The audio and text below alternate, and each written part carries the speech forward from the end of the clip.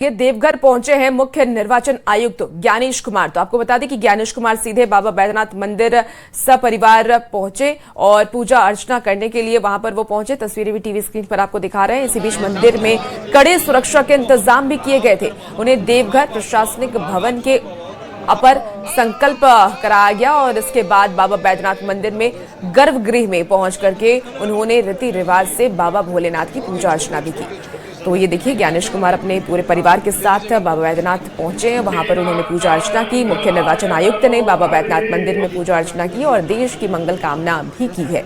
तो इस वक्त की आपको ये तस्वीर दिखा रहे हैं जहां 3 दिन के दौरे पर ज्ञानेश कुमार पहुंचे हैं झारखंड और यहाँ पर पूरे परिवार के साथ वो पूजा अर्चना करते हुए नजर आ रहे हैं। मेरे परिवार का सबकी तरफ से जोहार। बाबा बैद्यनाथ जी के बुलावे पर झारखंड की मंगल कामना करने के लिए और पूरे भारतवर्ष के लिए मंगल कामना करने के लिए हमने यहाँ पर पूजा की और बाबा बैद्यनाथ का आशीर्वाद प्राप्त किया। झारखंड के सभी भाई बहनों को एक बार फिर हार्दिक अभिनंदन, सादर नमस्कार। जय भारत, जय हिंद। तो आपको बताते चलें कि 2 दिन के झारखंड दौरे पर हैं मुख्य निर्वाचन आयुक्त ज्ञानेश कुमार। आज दुमका में उनकी मौजूदगी रहने वाली है। बासुकीनाथ के वो दर्शन भी करते हुए आपको दिखेंगे। तो 2 दिवसीय झारखंड दौरे पर उनकी मौजूदगी है। तपोवन हिल का भी दौरा उनकी तरफ से किया जाने वाला है। दुमका तपोवन में बीएलओ से मुलाकात करेंगे, मीडिया प्रतिनिधियों के साथ संवाद करेंगे। कल देवघर में बाबा बैद्यनाथ की पूजा अर्चना उन्होंने की थी। देवघर एम्स की भी जमकर उनकी तरफ से तारीफ की गई।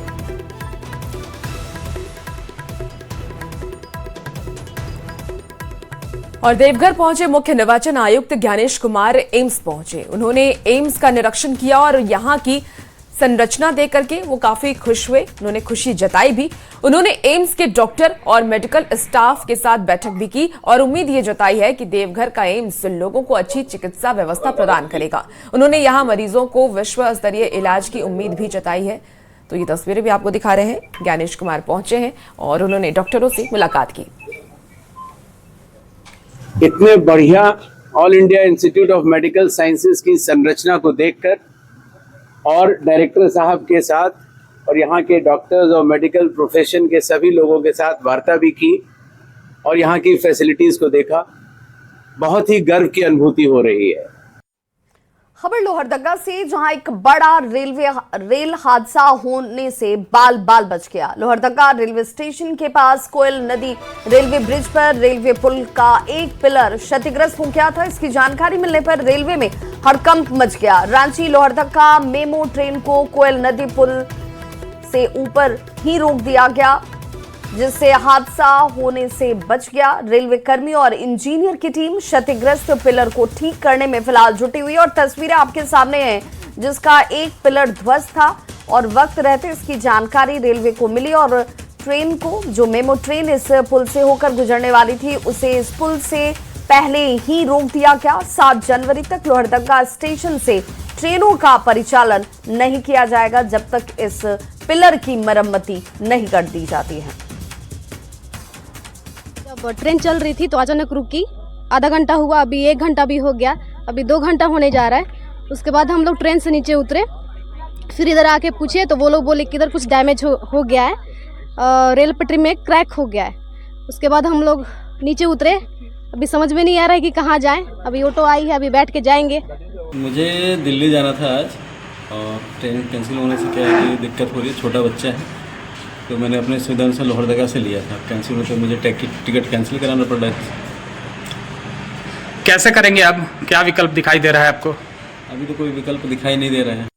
स्टेशन के समीप कोयल नदी पर बने पुलिया का एक पिलर क्षतिग्रस्त होने के कारण आज एक बड़ी दुर्घटना होने से बच गई है। रेलवे कर्मियों की सक्रियता के कारण यह दुर्घटना होने से बची है। जानकारी के अनुसार कि रेलवे कर्मी को सुबह पता चली कि पुल पर बने एक पिलर हल्का दरार है और उस पर क्षतिग्रस्त आया हुआ है, जिसके कारण ट्रेनों का परिचालन लोहरदगा रेलवे स्टेशन से आज रद्द कर दिया गया है और जो रांची पैसेंजर मेमो ट्रेन आ रही थी उसे ठीक पुल से पहले रोक दिया गया है, जिससे एक ट्रेन की बड़ी दुर्घटना होने से बच गई है। आप देख सकते हैं कि किस तरह से लगातार जो पुल का एक पिलर क्षतिग्रस्त हुआ है उसे रेलवे कर्मी और इंजीनियरों द्वारा दुरुस्त करने और मरम्मत करने का कार्य लगातार चालू है और लोहरदगा स्टेशन से सभी ट्रेनों का आज के लिए परिचालन बंद कर दिया गया है। यह आदेश अगले 7 जनवरी तक के लिए जारी किया गया है।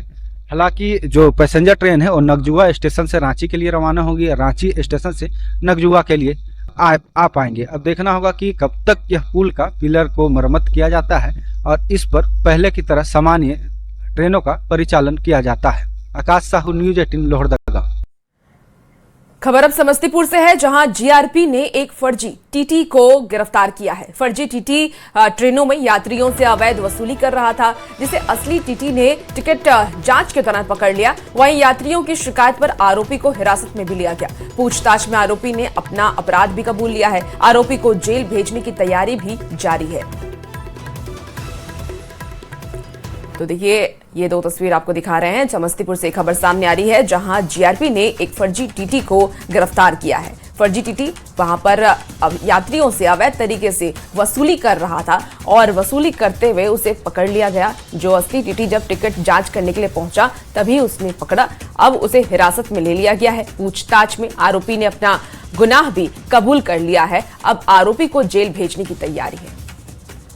कुछ यात्रियों द्वारा शिकायत किया गया था कि एक व्यक्ति अभी कुछ देर पहले टिकट चेक करके गए हैं, तो टुनटुन राय जो प्रधान टिकट निरीक्षक हैं उनके द्वारा उनको पकड़ा गया और यात्रियों द्वारा बताया गया कि ये सभी यात्रियों से घूम करके और टिकट मांग रहे थे। टिकट जिसके पास नहीं था उसके पैसे की मांग कर रहे थे, तो उनको पकड़ा गया। इसके बाद तब तक आरपीएफ भी वहाँ मौजूद थी। आरपीएफ के सहयोग से प्रधान टिकट निरीक्षक द्वारा लाया गया, यात्री को सुपुर्द किया गया है और अपना आवेदन भी सुपुर्द किए हैं, जिसके आधार पर फर्जी टिकट जांच के आरोप में इन पर कांड दर्ज किया गया है। चाईबासा के साथ ही चतरा में भी हाथियों के उत्पात से लोग डरे हुए हैं। चाईबासा में हाथी ने 3 दिनों के अंदर 5 लोगों की जान ले ली। वहीं चतरा में भी हाथियों का झुंड बड़ा नुकसान अब तक पहुंचा चुका है। लोगों ने वन विभाग से इन हाथियों को जंगल में खदेड़ने की मांग की है। इनमें विफल रहने पर अपने स्तर से ठोस कदम उठाने की चेतावनी तक अब ग्रामीणों ने दे दी है। खुला घूम रहे हाथी, मचा रहे हाहाकार। चाईबासा में 5 लोगों की ली जान। चतरा में घर किया ध्वस्त, फसल को रौंदा। दहशत में लोग, कहां है वन विभाग? चाईबासा में हर ओर दिख रही तबाही के निशान बताने के लिए काफी हैं कि हाथियों का आतंक किस कदर है। कहीं बिछी लाश, कहीं टूटे घर, कहीं बर्तन और बर्बादी का आलम। हाथियों के उत्पात से लोग दहशत में हैं। चाईबासा में झुंड से बिछड़े दंतैल हाथी ने कहर मचा दिया। अब तक 3 दिन में 5 लोगों की जान ले चुका हाथी अलग अलग इलाकों में भटक रहा है। टोंटो, मुफस्सिल और गोइलकेरा इलाके में उसके आतंक से दहशत का माहौल है। डेली सोता है यहाँ जगह, तो मामी पापा हाँ सोया था, तो डेली सोता है तो हाथी आ गया रात को 4 बजे आ गया तो हमला कर दिया। मेरा माँ को हाँ मतलब मार दिया। मतलब जितना कार्रवाई करना चाहिए था इस हाथी को काबू करने के लिए अब तक वो अपर्याप्त था। और सिर्फ मुआवजा देने से जान तो वापस नहीं आएगी ना, लोगों की यहाँ तकलीफ कम नहीं हो रहा है और विभाग मौन धारण किया हुआ। इसलिए हमारा डिमांड यही है कि जल्द से जल्द इस हाथी को काबू किया जाए, अन्यथा ग्रामीण अपने स्तर से कार्रवाई करें। वन विभाग का कहना है कि वे ग्रामीणों को अलर्ट कर रहे हैं कि हाथी से वे दूर रहें या हाथी से बचाव के लिए पटाखा आदि का भी वितरण कर रहे हैं। लेकिन इस हाथी को कैसे में काबू किया जाए, इस पर वन विभाग के वरीय अधिकारी अब तक कोई फैसला नहीं लिए हैं। चाईबासा से 263 किलोमीटर दूर चतरा में भी हाथियों के आतंक से लोग त्राहिमाम कर रहे हैं। सिमरिया प्रखंड के सवानो पंचायत में लोगों की जान हाथियों की वजह से सांसत में है। रानी पोखर इलाके में हाथियों ने 3 घर को ध्वस्त कर दिया। घर में रखा अनाज चट कर गए, फसलों को रौंद दिया और एक व्यक्ति को घायल कर दिया।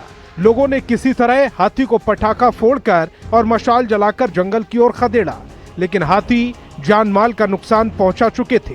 यही मांग करते हैं कि इन लोग दोनों को आवाज़ दिया जाए, है ना। यहाँ पे भी एक घर को तहस नहस किया है, इसी तरह से वहाँ पे आगे भी बड़े चाचा लोग हैं, वहाँ पे भी तहस नहस किया है घर, तो उनके लिए भी एक आवाज़ दिया जाए, दोनों का एक एक आवाज़ दिया जाए। और यहाँ पे जो भी था, यहाँ पे खाने पीने का जो भी सामान था, सामग्री था, वो सारा चीज़, धान चावल हो गया, गेहूँ हो गया, सारा चीज़ खा गया है ना। तो इन लोग को तत्काल खाने का भी उपलब्ध कराया जाए। हाथियों के उत्पात की कहानी झारखंड के लिए नई नहीं है। हाथी ओडिशा, बंगाल और छत्तीसगढ़ से आते हैं, जान माल का नुकसान पहुंचाते हैं। वन विभाग उन्हें खदेड़ने में जुटा रहता है, लेकिन हाथियों के आगे बेबस नजर आता है। जरूरत है हाथियों से बचाव में ठोस रणनीति की, ताकि एलिफेंट्स कॉरिडोर के आसपास के इलाकों में नुकसान कम से कम हो। लेकिन तब तक न्यूज़ 18 आप सभी दर्शकों से अपील करता है कि सुरक्षित रहें और सतर्क रहें। न्यूज़ 18 के लिए चाईबासा से रूपेश प्रधान के साथ चतरा से सुशांत सोनी की रिपोर्ट। देखिए, चाईबासा से इस बीच बड़ी खबर आ रही है। झुंड से बिछड़े हाथी का उत्पात जारी है। बीती रात बुजुर्ग महिला की हाथियों ने जान ले ली। अब तक 6 लोगों की जान हाथियों ने ली है। वन विभाग हाथी पर काबू पाने में फिलहाल नाकाम है। पश्चिम बंगाल की टीम अब पहुंची है चाईबासा। हाथी को काबू करने की कोशिश लगातार जारी है। तो आपको बता दें कि गोयरकेला क्षेत्र में बुजुर्ग महिला की जान हाथियों ने ले ली। इस वक्त की आपको ये बड़ी खबर बता रहे हैं। हाथियों का उत्पात लगातार झारखंड में देखा जा रहा है और लोगों में इसको लेकर के खौफ भी है।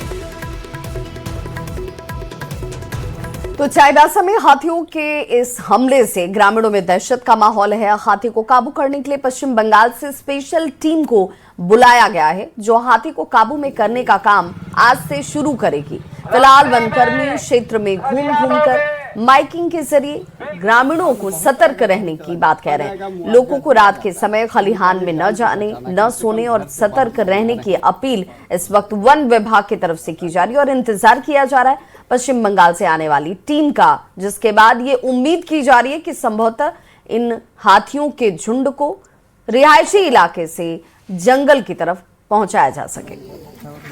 कोशिश कर रहे हैं कि इस तरह का घटना न घटे है, चूंकि ये जंगल का जीव है, जब भी रहेगा तो जंगल में ही रहेगा।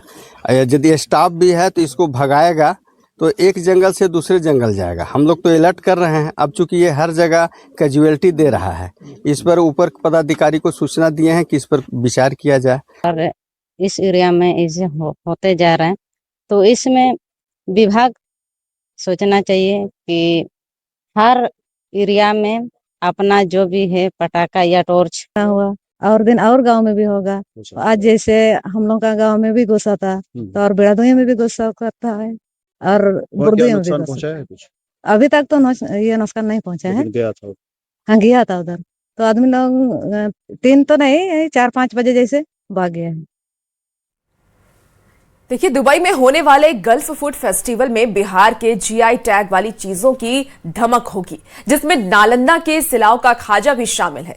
गल्फ फूड फेस्टिवल का आयोजन कृषि और प्रसंस्कृत खाद्य उत्पाद निर्यात विकास प्राधिकरण की ओर से किया जा रहा है। दुबई में खाजा का स्टॉल लगाए जाने की सूचना के बाद खाजा दुकानदारों की खुशी का ठिकाना नहीं है।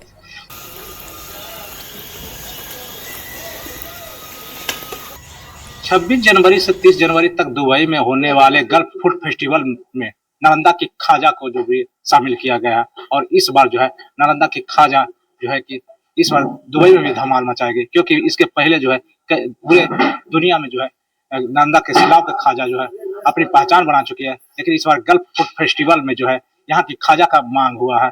तो देख सकते हैं, अभी हम पहुंचे नालंदा जिले के सिलाव में, जहाँ की जो है सिलाव की खाजा नगरी है, और यहाँ 52 परत वाली जो है खाजा बनाई जाती है। और यहाँ पर देख सकते हैं किस तरह से जो है कारीगर जो है कड़ी मेहनत कर जो है यहाँ पर खाजा बनाते हैं, और यही खाजा है जो आज जो है पूरी दुनिया में पहचान बना चुकी है। तो कहा जाए तो यहाँ पर जो खाजा बनाने का काम जो है यहाँ के कारीगर के द्वारा दिन रात किया जाता है। और ऐसे तो यहाँ पर जो है खाजा का मांग जो है काफी है, क्योंकि यहाँ पर खाजा भी हालांकि लोग जो पूर्ति नहीं हो पा रही है, लेकिन फिर भी जो है कारीगर जो दिन रात है खाजा बनाने में जुटे हुए रहते हैं।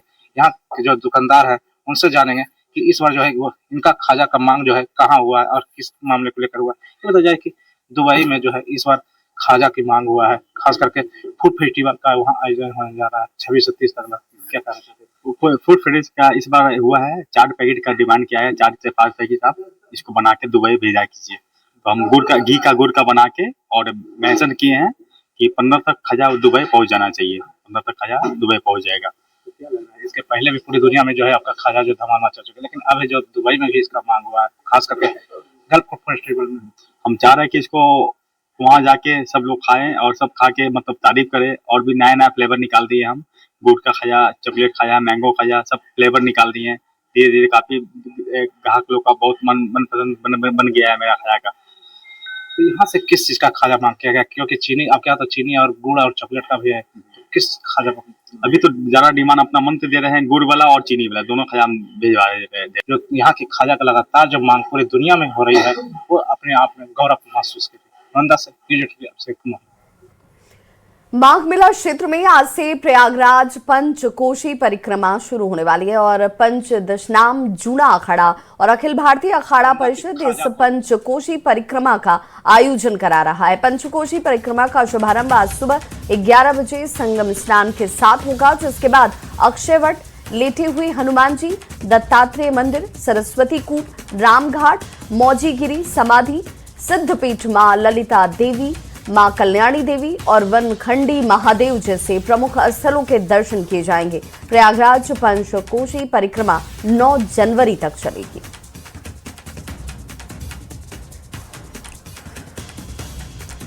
चलिए खबरों में आगे बढ़ेंगे। खबर शेखपुरा से है, जहां साइबर थाना पुलिस ने एक साइबर अपराधी को गिरफ्तार कर लिया है। आरोपी स्मार्ट मीटर बिजली उपभोक्ताओं को निशाना बना करके फर्जी कॉल करता था और वो उपभोक्ताओं को मीटर रिचार्ज या अपडेट नहीं होने पर बिजली कनेक्शन काटने की धमकी भी देता था। रिचार्ज के दौरान आरोपी उपभोक्ता का मोबाइल हैक कर लेता था, जिससे कि ठगी की वारदात को अंजाम दिया जाता था। पुलिस ने तकनीकी जांच के आधार पर आरोपी को फिलहाल गिरफ्तार कर लिया है। मीटर लगाया जा रहा है, स्मार्ट मीटर सब जगह लगभग लग ही गया है, तो उस आधार पर साइबर ठग एक नया हथकंडा अपना लिया है। वो क्या कहता है कि आपका बिजली का मीटर अपडेट करने के नाम पे, रिचार्ज करने के नाम पे लोगों को फ़ोन करता है और एक उसमें जो भी फ्रॉड करता है वो एपीके फाइल एक भेजता है। बिजली के मीटर रिचार्ज करने के नाम पे हमेशा मैं जब भी एफआईआर करने के लिए लोग आते हैं यहाँ पे, तो उसमें एक एपीके फाइल वो भेजता है और उस एपीके फाइल को लोग क्लिक करते हैं तो उसका फ़ोन हैक हो जाता है और उसके बाद वो सारा उसका ओटीपी हर चीज़ देख पा रहा है और उसके बाद वो उसके अकाउंट से पैसा उड़ा देता है। और ठंड से ठिठुर रहा है पूरा उत्तर भारत और उत्तर भारत में शीतलहर का अलर्ट अब जारी कर दिया गया है। पहाड़ी राज्यों में बर्फबारी का अलर्ट भी है। बर्फीली हवा से और ज्यादा तापमान में गिरावट दर्ज की जाएगी। ठंड को लेकर ये येलो अलर्ट इस वक्त जारी है, यानी कि अब इसका असर जो है वो दिल्ली एनसीआर में भी दिखेगा। यहां और खराब होगी हवा। यूपी के स्कूलों में आज भी छुट्टी घोषित की गई है ताकि इस ठंड में छोटे बच्चों को किसी तरह की परेशानी ना हो। बर्फीली हवा से और ज्यादा जो है वो वायु प्रदूषण का असर भी बढ़ने की बात कही जा रही है और इसका असर सीधे तौर पर दिल्ली एनसीआर में नजर आएगा, जहां पर पहले से ही स्थिति चिंताजनक है।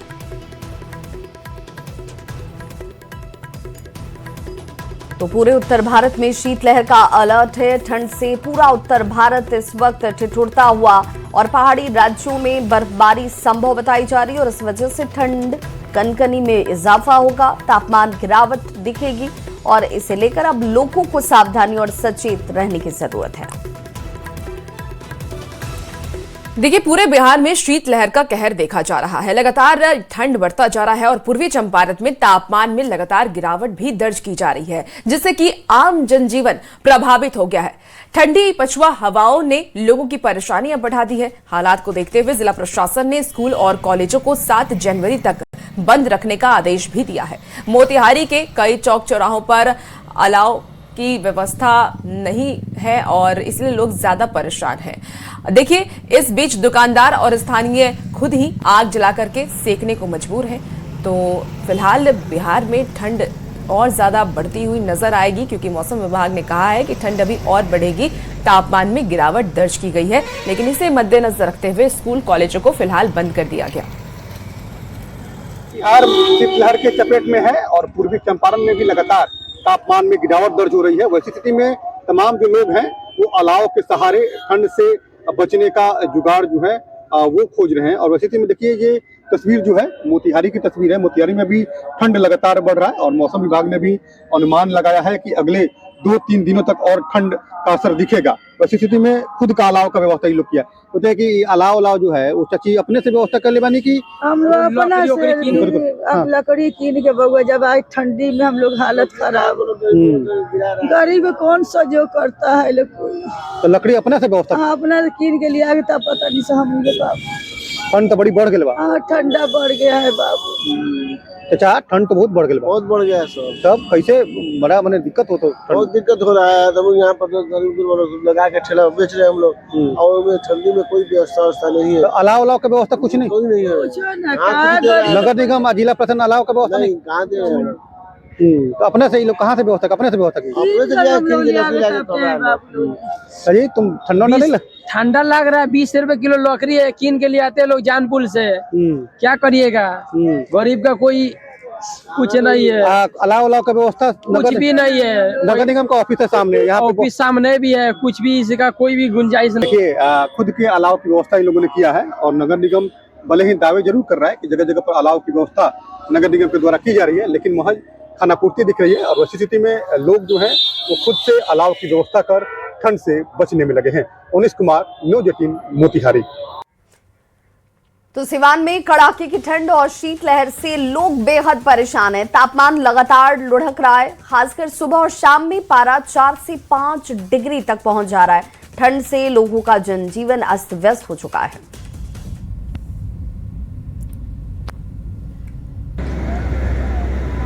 पूरा बिहार शीतलहर की चपेट में है। अगर बात सिवान की करें तो सिवान में भी लगातार पारा लुढ़क रहा है। ठंड से लोगों की परेशानी बढ़ गई है। तो वहीं शाम में ही सिवान की सभी दुकानें बंद हो जा रही है, सड़कें वीरान हो जा रही है। यह तस्वीर देखिए रामराज मोड़ की है, जहां सड़कें वीरान है। चूंकि लगातार सिवान में टेम्परेचर गिर रहा है, ऐसे में लोगों की समस्याएं बढ़ गई है। तो वहीं शाम में ही इक्का दुक्का वाहन को अगर छोड़ दी जाए तो सभी लोग अपने घर में दुबक जा रहे हैं। सिवान में 4 से 5 डिग्री तक टेम्परेचर शाम और सुबह में हो जा रहा है, लिहाजा लोगों की परेशानी बढ़ गई है। मृत्युंजय सिंह, न्यूज़ 18 सिवान। और फिलहाल इस बुलेटिन में इतना ही। खबरों का सिलसिला न्यूज़ 18 पर जारी। आप बने रहिए न्यूज़ 18 बिहार झारखंड के साथ।